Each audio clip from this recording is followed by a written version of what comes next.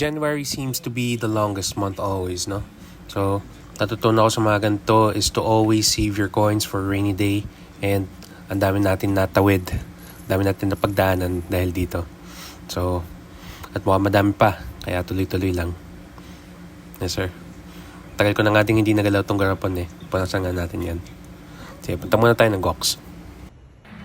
Okay, punta tayo ng ITS, third floor ng Gox. Pagpasok ng ITS, nag-request ng assistance for passphrase reset. It was reset on the spot at nakapag-login. Bawat term talaga nakakalimutan ko password ko eh. Kaya every term talaga, parang parte na rin ng enrollment ang pagpunta sa Gox. For lunch, bumili ng kanin, tapos nag-chop ng red onion with tuna. Sir, budgetarian meal na, pero it gets the job done. So, mix na ng konti, kuha ng isang kagat. Yes, sir. For something that's pretty much less than 100, that was good. As of the moment, I am waiting kasi for feedback kung ano yung maging status ng enrollment. So, siguro ngayon kasi since yung mga bagay na ganun out of your control na siya, ang gagawin ko na muna ngayon is to actually do what I can control, which is, just work on my draft. So, anong nangyari kasi, Mondays to Fridays, I try to focus more on ACADS, tapos parang content sa hapon, paggabi, tapos whenever I get to eat.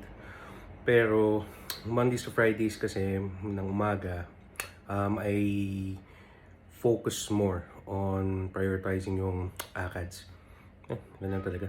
I mean, I guess what works for me, I don't know if it'll work for other people, is to find like a very stable na routine na gagawin mo or i-follow mo. Katulad nun, dahil kasi since you're pretty much working on your own self-research, self-study, at saka self-writing, parang ganun. Kaya para sa akin, it would be better siguro kung mag-ano ako. Mag-focus na muna on doing that para lang makapagtuloy-tuloy ako sa pagsulat. So, I just hope na natapos ko na siya within this term. Manifesting. Sana. So, what in the world is up mga kalaman, and happy Tuesday. Yeah, Tuesday sa inyo mga kalaman. I apologize for not uploading yesterday, so this is pretty much a continuation mula sa kahapon. At, paano ba? So, kahapon kasi, nung pumasok ako sa campus to reset yung passphrase ko, parang nakalagay na dun sa system is yung not enrolled. So, pag ganun kasi, pag nag-prompt, ibig sabihin no, technically you're not enrolled for the term. And tama nga yung kutsa ko dahil nalagpasan ko na apparently yung deadline last January 10. Hindi ako umabot ngayon for enrollment this sem. That was pretty heavy. Yeah. Kinausap ko yung ang grad school coordinator namin, yung academic program coordinator. And tinanong ko kung possible pa rin ba na humabol, kumbaga, kahit late enrollee. At the time kasi parang willing na ako na magbayad ng late enrollment fees kung applicable. Ngayon, ang sabi niya sa akin kasi dahil lumagpas na or way beyond na kasi yung deadline, I would rather, she encouraged me na mag-enroll na lang come April next term. And mula doon, just get a head start. Yeah.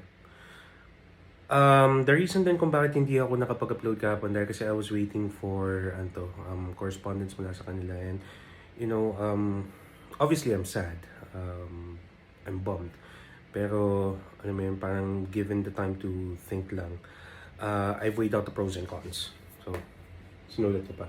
So, naman tayo with the pros. So, pros kasi, if I'm going to be delayed for, one term, ganun, I have more time to write. So, dahil kasi,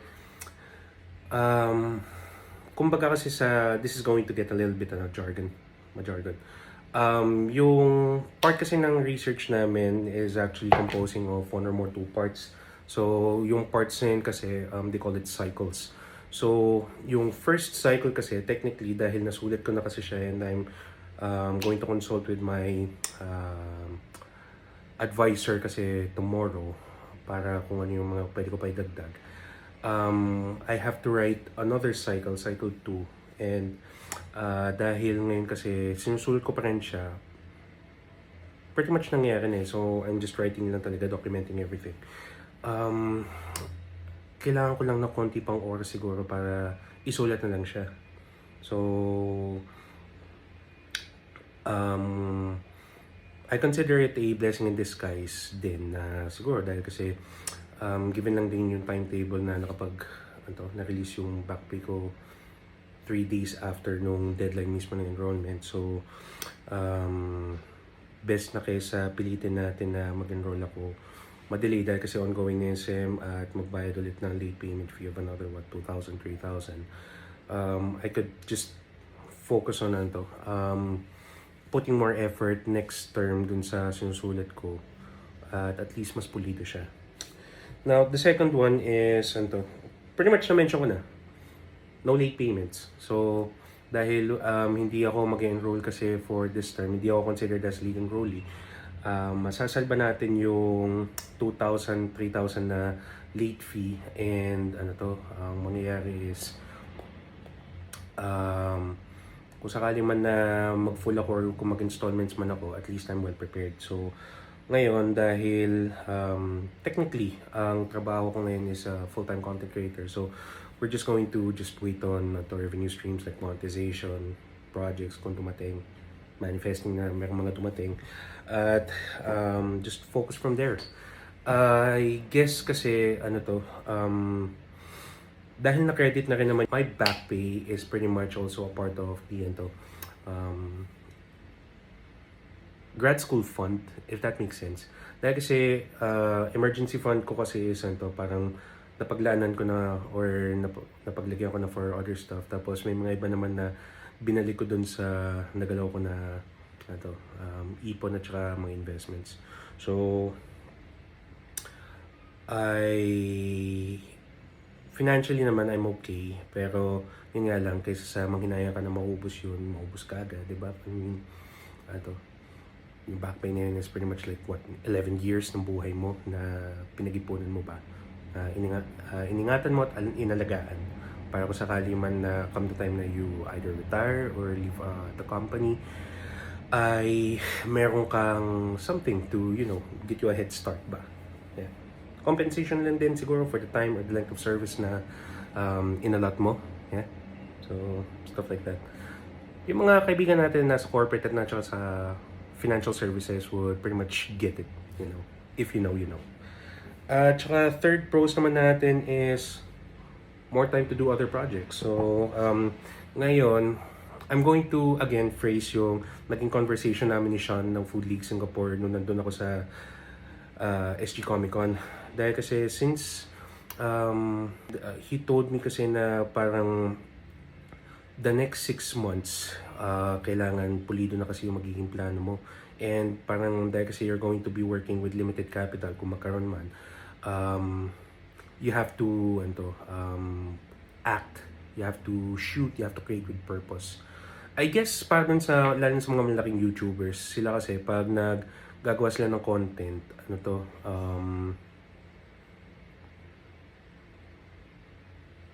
they plan ahead. So, I think parang may narinig ako na ganun na pagdating kasi ng end of year, nagpaplano na kasi sila for the next, 6 months leading up to a year. Yeah, parang may narinig ako na ganun dati kina Ninong Ray sa isa sa mga videos niya. So, alam mo yun, right now kasi din, since I'm sorting out din kung ano yung mga pwede kong i-shoot like for food challenge, so whether it's a win, it's a loss, alam mo yun, gets more views, di ba? Views and engagement is the name of the game. So, yun lang. And the only con kasi na naisip ko is madedelay yung timetable ko. Realistically, nung umalis kasi ako ng corporate, tapos since pinagpaplanuhan ko na kasi siya, the moment I left, parang sabi ko, mag-aalat ako ng 6 na buwan. I'm going to dedicate like the first 6 months of 2026 to just finish this. Kasi talagang all in, kumbaga. Pero, alam mo yun, parang life has other plans and all that stuff. So, though madidili lang naman ako ng 2 buwan, uh, 2 buwan din yun eh. Yun lang iniisip ko eh. Pero, I've stayed in corporate nga naman, or kaya nga ako namasukan ng corporate was to fund grad school, despite kung gaano katagal yung inabot. Yeah, kung gaano siya katagal na inabot, parang ganyan talaga. I can't really blame it dahil kasi stuff happens, real life happens. May mga iba nga parang magsisimula sila ng grad school pero other responsibilities happen. May mga iba nagkaroon ng yung mga referencing lang a couple of my friends. A lot of them had families na. Ang iba sa kanila they got married. Tapos may iba kasi sa kanila parang since life happened, ang tagal din nila bago bumalik. Meron ako nakasabay dati na umabot siya ng more than 10 years bago bumalik to finish MBA. Pero, alam mo yun, parang kahit sabihin natin na siguro time for them, parang aligned, the stars aligned, kumbaga. I kind of wanna do it the other way na parang habang nandito pa, habang, alam mo yun, life still permits na tapusin ko to, given yung state of affairs ko. I want to finish it eh. I never quitted anything in my life. Yeah. Well, maliban lang sa leaving corporate when I'm ready, at saka, quit smoking. I've never been the quitter eh. Kaya, to quit lalo na isang subject na lang, no matter how long it took, no matter how long the process is, talagang pipilitin mo siyang tapusin. Kaya yun yung nag-o-joke sa akin, ituloy pa siya. Yeah, onwards and upwards. Pero dahil dyan, labas nga muna tayo. Promise is a promise. So pagkatapos ng piyesta sa Quiapo, ako ay pumunta kay Padre and prayed for strength. The strength to endure, the strength to continue, and no matter what, stay committed to the course. So, until sa pagbabalik ko, Padre. Pagkatapos noon, ako ay, syempre, dahil tayo food content creator, ay food trip. Pumunta ako kay Ate Patty para kumuha ng dragon fruit drink at saka lechon over chow fan. Yes, sir. Nag-expand na nga sila ng menu nila eh. It's pretty smart dahil kasi malaki yung pwesto nila eh. So, sakto, pampalamig dahil kasi mainit. Naglakad dito sa Carriedo, papunta sa LRT. So, pagkakuha ng ticket, pagkasakay ng tren, I am on my way. Looking out, I'm pretty much hopeful kahit na it's kind of difficult to stay the course, lalo na uncertain, pero kailangan natin magtuloy-tuloy. Pagdating ko dito sa unit, I was just eating yung food tapos nakikinig ng latest upload ng Flip Top. So, isang kagat. Yes sir. Can't beat lechon, tapos sama mo ng chow fan, tapos kuha tayo ng balat. Pause ko na muna para marinig niyo yung lutong. Isang kagat. Crispy. Pardon the ASMR. Pero, sulit. Yes, sir. One way or the other, we're going to see our goals through. Sobrang panalo yun.